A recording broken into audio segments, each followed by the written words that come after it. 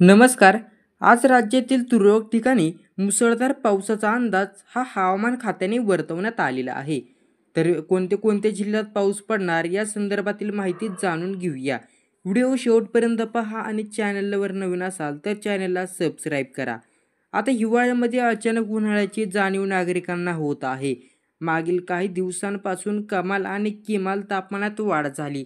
राज्यात तापमानाचा पारा 36 अंशाच्या पुढे गेला आहे. त्यात तुरळक ठिकाणी हलक्या पाऊस हजेरी लावत आहे.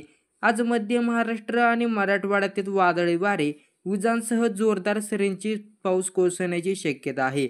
उर्वरित राज्यात उन्हाचा चटका कायम राहण्याची शक्यता देखील हवामान खात्याने वर्तवली.